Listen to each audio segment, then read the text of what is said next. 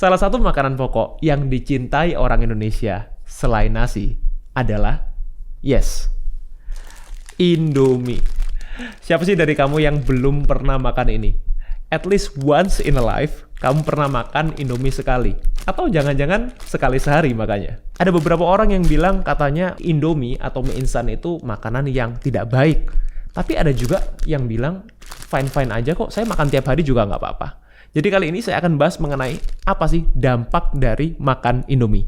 Simak setelah yang satu ini.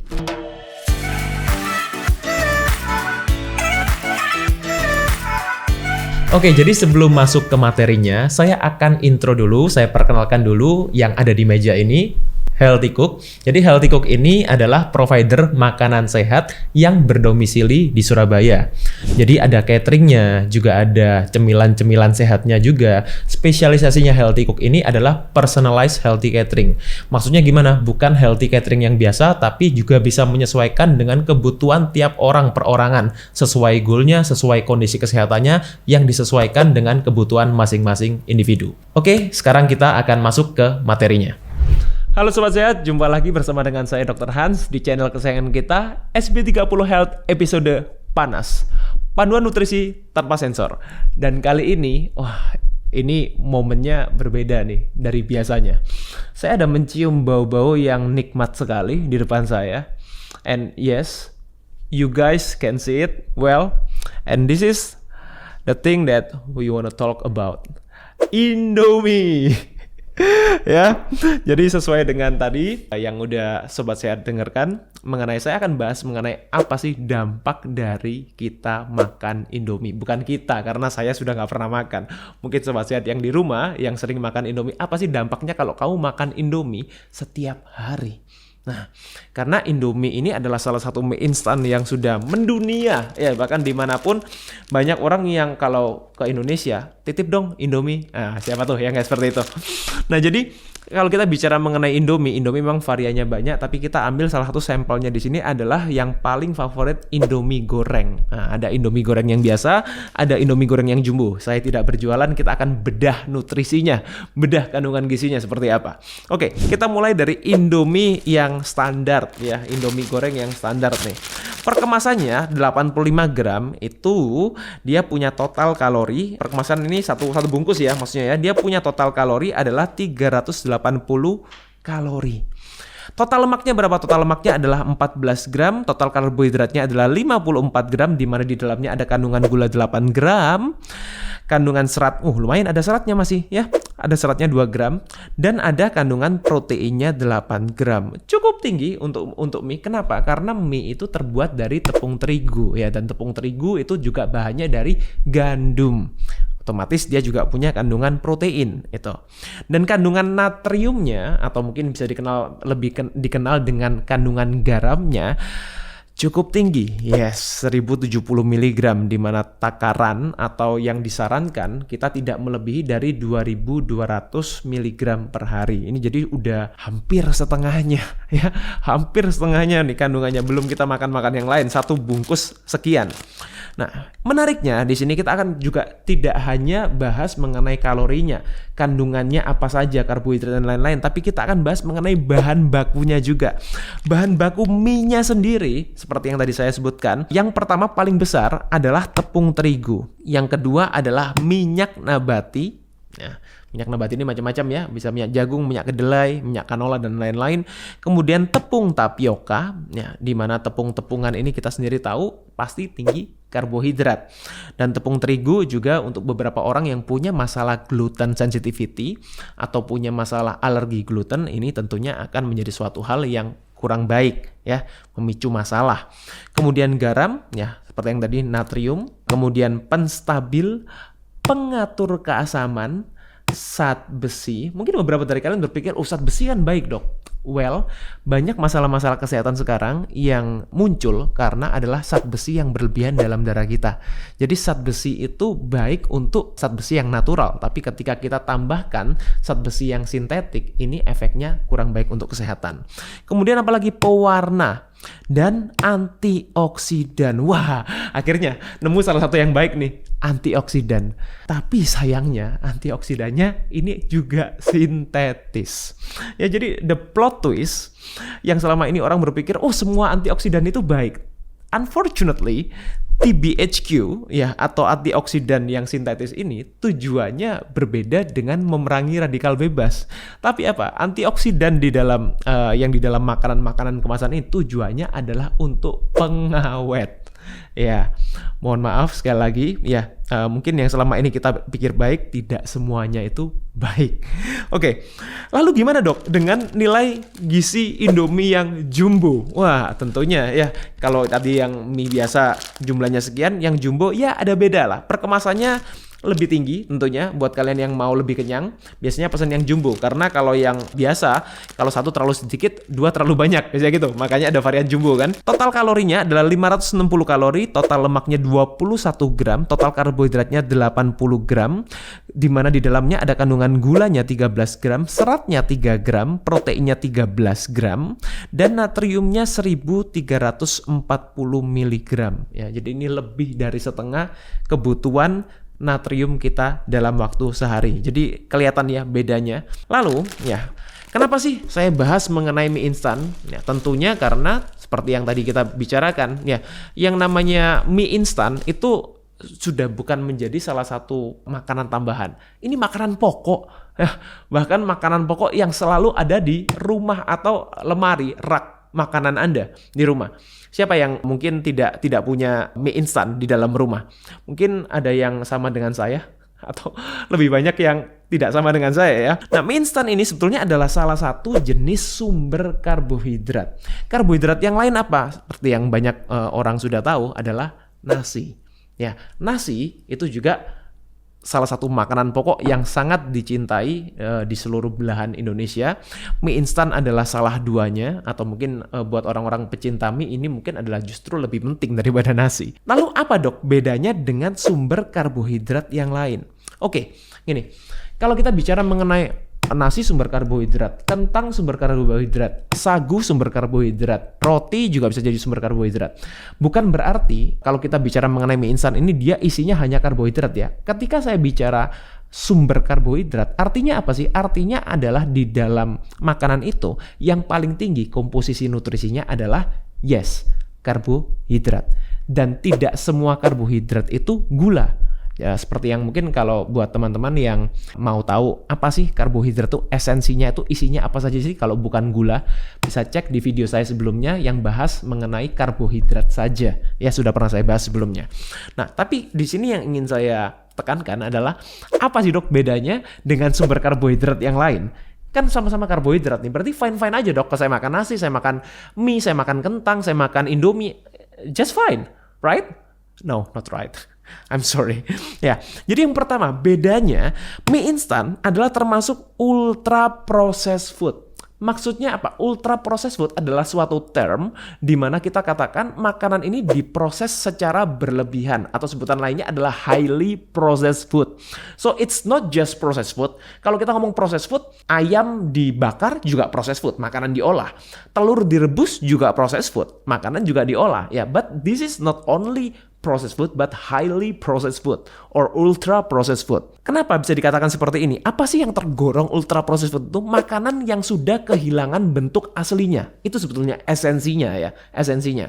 Tapi kalau kita mau tarik lebih panjang lagi, dia adalah makanan yang ditambahkan unsur-unsur yang sudah tidak alami lagi. Biasanya kita sebut dengan sintetis. Contohnya adalah pewarna sintetis, antioksidan yang tadi TBHQ sintetis, kemudian penstabil, perasa, pemanis, dan lain-lain yang lain juga pengawet salah satunya juga. Yang kedua, apa bedanya dok dengan sumber karbohidrat yang lain, mie instan itu atau Indomie yang kita bahas di sini? Dia punya glycemic index yang tinggi. Nah, glycemic index mungkin beberapa dari teman-teman di sini sudah sering mendengar, atau beberapa mungkin suatu term yang baru. It's okay, nggak apa-apa. Saya jelaskan sedikit. Glycemic index itu artinya apa sih? Seberapa cepat sumber karbohidrat ini meningkatkan gula darah kita. Itu yang kita sebut sebagai glycemic index. Dan kebetulan Indomie atau mie instan itu punya glycemic index yang tergolong tinggi, antara 70 sampai 75, karena di atas 70 itu sudah tergolong tinggi. Nah, akibatnya apa dok? Dia akan meningkatkan gula darah kita secara cepat dan tentunya akan diikuti dengan peningkatan insulin secara cepat juga.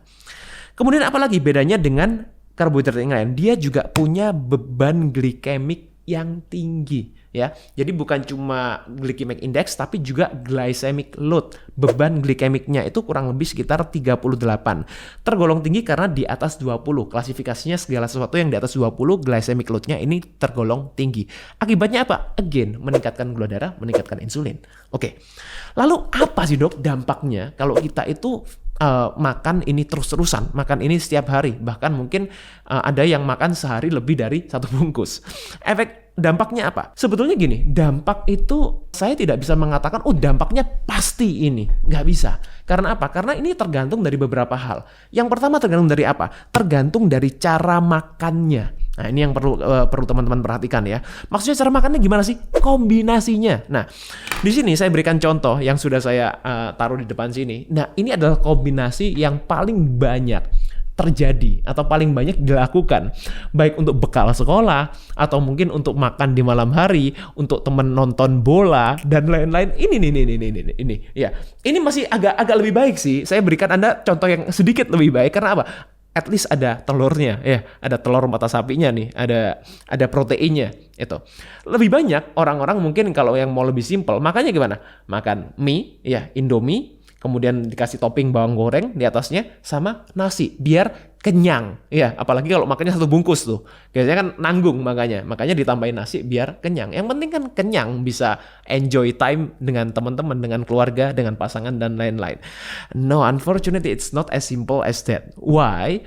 Because when you eat with this kind of combination, kalau kalian makan dengan kombinasi seperti ini, efeknya apa? Efeknya itu kurang baik, apalagi kalau kalian lakukannya setiap hari. Jadi kombinasi it's very very important. The second thing ya adalah tergantung dari frekuensinya, seberapa sering kalian makan. Biasanya orang ngomong, enggak lah aku nggak sering-sering banget makanya, gue makanya ya jarang-jarang kok. Tapi masalahnya banyak orang itu jarang itu, setiap orang punya takaran, punya measurement yang berbeda. Ada orang yang bilang, saya makan nggak setiap hari, ya 2 hari sekali lah, atau 3 hari sekali. Atau mungkin ada yang bilang makan seminggu sekali. Atau yang bilang bener-bener jarang adalah sebulan sekali. Ya kalian isi sendiri di kolom komen, kalau kamu makannya berapa kali sih frekuensinya, makan Indomie atau makan mie instan yang lain. Yang ketiga dampaknya itu tergantung dari apa lagi. Yang pertama cara makan tadi, frekuensi, dan yang terakhir adalah dari porsi. Nah ya, jadi porsi ini juga penting banget karena bagaimanapun kalau kita makan, iya saya makannya cuma 1/4 porsi, ya it's fine, nggak apa-apa ya. Tapi kalau kalian makannya untuk kenyang dan kemudian pesan yang jumbo ya, belum lagi ditambahkan dengan perkedel dan karbohidrat yang lain, tentunya ini akan memberikan suatu dampak yang sangat kurang baik ya. Jadi baik itu ya kalau misalnya seperti apa dampaknya. Yang pertama, cara makannya tepat. Cara makan yang tepat tuh gimana sih? Kalian lihat nih bungkus ya. Kalian lihat di Indomie ya, kalian lihat nih. Gambarnya itu telur ya, kemudian ada sayurnya, ada udangnya. Nah, kamu makannya kayak gini nggak? Gambarnya ini menunjukkan kalau sebetulnya pola makan yang tepat ini seperti ini. Jadi ada apa? Ada telurnya ya, kemudian ada proteinnya, ada udangnya, ada sayurnya. This is the right way ya to eat the Indomie itu. Tapi that's not the truth. Jadi faktanya tidak seperti itu. Faktanya banyak orang yang makan Indomie ya dengan aplikasinya seperti ini gitu. Jadi sudah diajarkan ikuti kombinasi yang tepat tuh di sini. Ya, ikuti kombinasi cara makannya seperti itu. Nah, cara makan yang buruk ya asal-asalan, asal kenyang seperti ini. Kemudian frekuensinya tadi udah saya katakan, kalau tidak sering ya it's okay. Ya, tapi again tidak seringnya itu seberapa. Tiap orang punya measurement, punya standar yang berbeda-beda. Kalau buruk ya, kalau gimana ya kalau sering itu. Kemudian porsinya kalau sesuai kebutuhan ya, di mana ini juga sesuai kebutuhan, tiap orang punya kebutuhan yang berbeda. Menjadi buruk kalau apa? Menjadi buruk kalau itu melebihi kebutuhan itu. Jadi gimana nih solusi makan Indomie yang sehat? Ya, buat sobat sehat yang dari tadi nungguin, gimana sih dok? Kalau saya mau makan Indomie yang sehat, gimana caranya? Oke, listen to me ya. Yang pertama adalah batasi frekuensinya. Jangan terlalu sering. Ya, sekali lagi kalau menurut saya tidak terlalu sering itu ya at least 2 minggu sekali lah. I think it's okay. Ya, atau mungkin ada yang mau nego sama saya, bolehlah nego di bawah ya, di komen. Yang kedua, sesuaikan dengan porsi, terutama adalah asupan karbohidrat. Kenapa dok? Yang perlu diperhatikan adalah asupan karbohidratnya, karena again, Indomie atau mie instan adalah sumber karbohidrat. Jadi yang perlu diperhatikan adalah karbohidrat overall, terutama kita paling gampang acuannya dalam satu hari itu kamu makan karbohidrat apa aja sih? Makan mie, makan roti, makan nasi, makan jajan pasar, makan kroffel, minum boba, semuanya itu adalah karbohidrat. Bahkan buah itu juga karbohidrat. Nah, jadi yang saya maksud sesuaikan dengan porsi adalah sesuaikan dengan total karbohidrat yang kamu konsumsi dalam waktu satu hari, ya, dan juga kebutuhan kalori harianmu itu. Nah, dan yang terakhir adalah jangan merasa bersalah. Ya, kalau memang suatu waktu kamu benar-benar pingin makan Indomie, it's okay. Ya, food is not only about kalori. Makanan itu bukan cuma soal kalori, tapi adalah juga soal apa? Soal psikologis. Kalau kamu memang benar-benar ingin makan dan itu bisa membuat kamu, it can pleasant you, itu bisa buat kamu itu tenang, terutama buat kamu yang tidak abuse ya. Sesekali mau makan, it's okay ya. Tapi sekali lagi jangan in denial, jangan membohongi diri sendiri. Enggak kok, saya nggak sering, padahal sebetulnya sering. Tapi kalau ketika kamu benar-benar ingin makan, benar-benar nikmati setiap gigitannya. Ya, jangan merasa bersalah. Kalau kamu merasa bersalah, kamu stres, ini juga gak baik efeknya buat tubuhmu. Jadi buat kamu yang suka makan Indomie, yang maksud saya mau makan Indomie, it's okay ya, to eat once in every 2 weeks ya. Once in a month, it's okay, gak apa-apa. Tapi benar-benar nikmati, ya benar-benar mindful eating yang sudah pernah saya bahas juga. Jangan merasa bersalah. Kalau kalian merasa bersalah, nggak ada untungnya buat kalian. Ya, semoga ini bermanfaat buat teman-teman yang mungkin hobi makan Indomie, ya atau mungkin punya testimoni mengenai makan Indomie, efeknya apa? Yang selama ini merasa dalam arti punya kegelisahan untuk menjauhi ini, padahal ini makanan favoritnya. Boleh juga share di kolom komen. Semoga ini bermanfaat. Stay fit and stay healthy.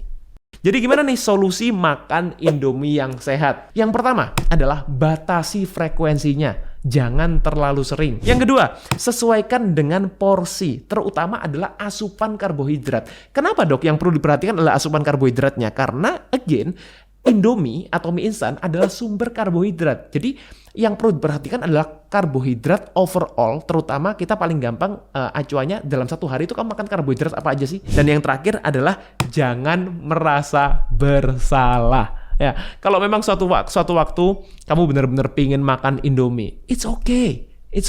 Ya, makanan itu bukan cuma soal kalori, tapi adalah juga soal apa? Soal psikologis. Kalau kamu memang benar-benar ingin makan dan itu bisa buat kamu itu tenang. Sesekali mau makan, it's okay.